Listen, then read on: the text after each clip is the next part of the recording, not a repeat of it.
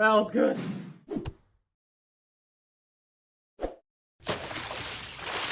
Hey friends, welcome back. I am Jason Salyer, and today what I want to teach you is how to press overhead. We're going to go over a military press or overhead press, whatever you want to call it, and a push press, and then we're also going to do a combination exercise at the end. Upper body strength is really, really important, and I think that being able to do a good, solid military press safely, effectively, efficiently is probably one of the best upper body exercises that you can do. And it's not that complicated. There's not that many steps to it, but there's a few basic ones that we should go over. We're going to use a barbell, but it doesn't have to be a barbell. It can be really anything.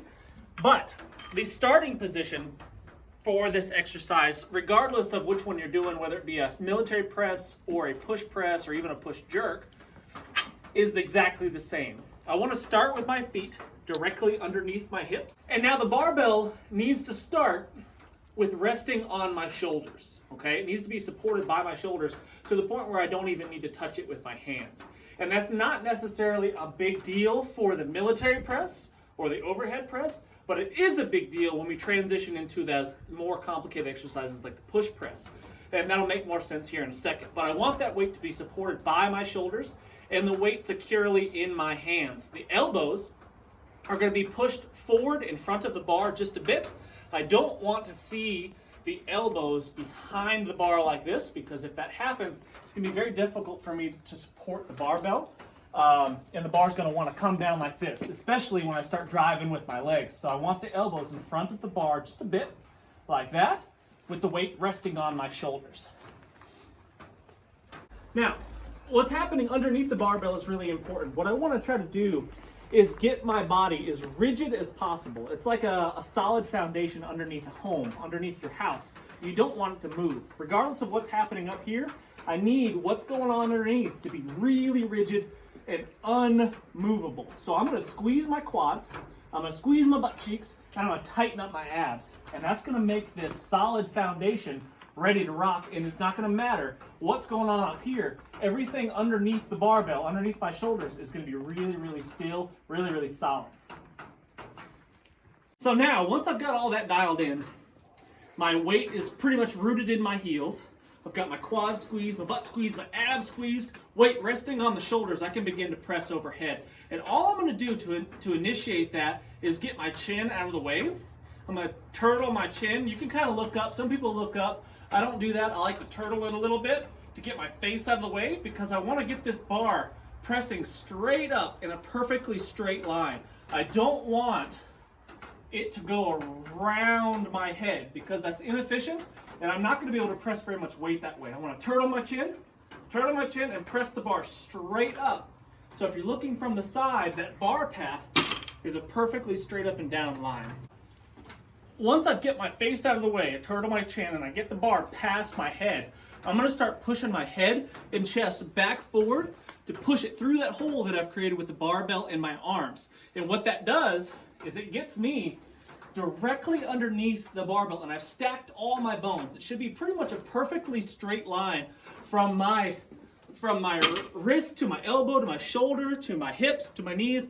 Perfectly straight line. I've stacked all those bones, and I can support a really, really heavy weight like that. Typically what I recommend to beginners is when they're first starting out is to grip the barbell for almost all exercises in pretty much the same place. And that's about a thumb length out from the edge of the knurling. Now that's going to differ for everybody, and that's going to change over time the more you get accustomed to this kind of stuff. But for the most part, that's a good place to start, is a thumb length from the edge of the knurling where the bar starts to get rough. The most common thing that you're gonna come across when pressing overhead is going to be this. I'm going to exaggerate a lot, but it's going to look kind of like this. This lean back, and it turns into more of a bench press or an incline press as opposed to an overhead press. And that's pretty rough on the low back, especially when it gets to be a little bit heavy. And what you're doing there is you're compensating for a lack of mobility in your upper body, in your shoulders. You're compensating by leaning yourself back. What we've really got to focus on is squeezing the quads, squeezing the butt, and tightening up those abs, and get rid of that arching of the back and the leaning back. So I squeeze my quads, squeeze my butt, get set, rigid, taking a breath. and I stack those bones overhead. Back down, just the opposite path.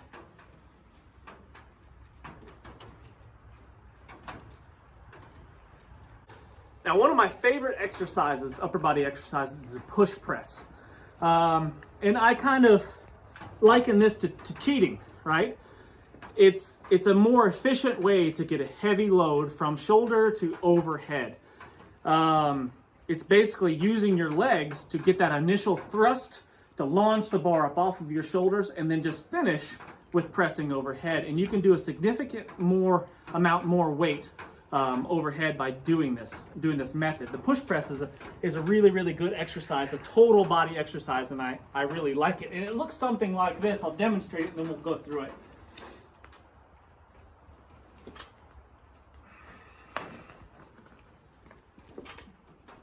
So the mechanics are basically the same. So I'm still getting my chin out of the way, turtling it, get my head and chest through the hole back at the top.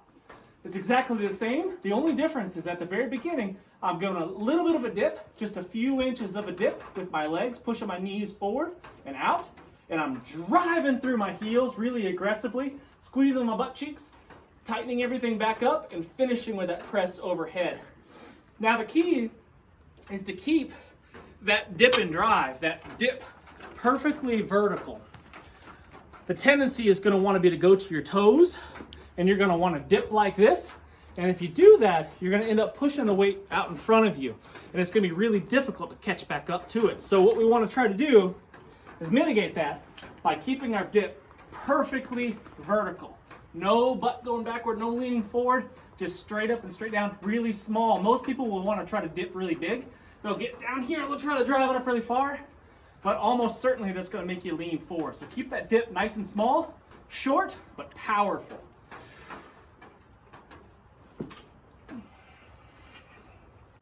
The key there is just to drive through the heels and making sure you're pushing through your heels and not rolling towards the balls of your feet. If you can stay back on the heels and drive that weight straight up, it'll make it much easier. Now, what I like is combination type exercises. I like to train efficiently. I like to kill a lot of birds with a single stone, basically. And something that I'm going to do for today's workout, for my personal workout, is going to be thrusters. Now, a thruster is basically combining a squat, which we talked about in a past video, with the overhead push press. And it looks something like this. Gripping the bar is exactly the same. Bar position on my shoulders is exactly the same, maybe elbows up a little bit for my front squat when I squat. But when I come up, I transition back to that same exact thing we talked about. Bar on the shoulders, squeezing my butt cheeks, squeezing my quads, and then finish with a press overhead. So put it together, it looks like this.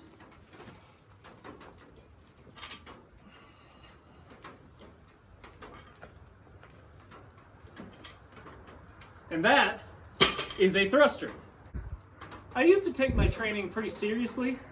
Now I just exercise for the most part, and I just gotta go by feel, what I'm feeling for the day. And I think what I'm gonna try to do is 5 sets of 2 with a heavy weight. 5 sets of 2 of those thrusters we talked about, and see how it goes.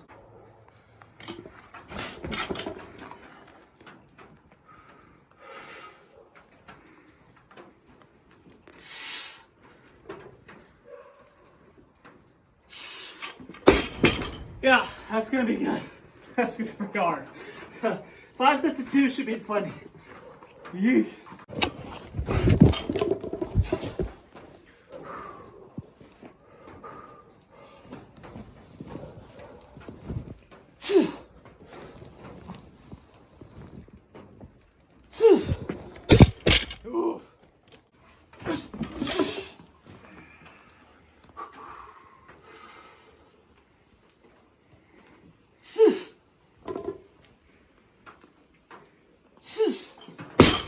Ooh.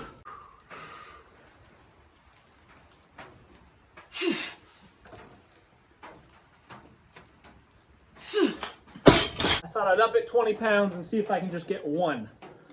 If I can do one with this, that'd be good. That'd be most I've lifted in a long time. So, see how it goes.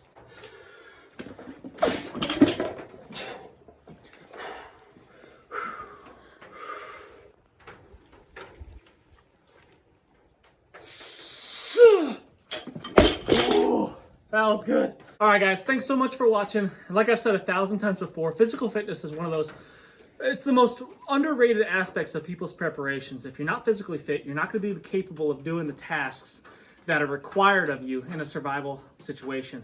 You're going to be a hindrance. You're going to be a liability to the people around you rather than a help.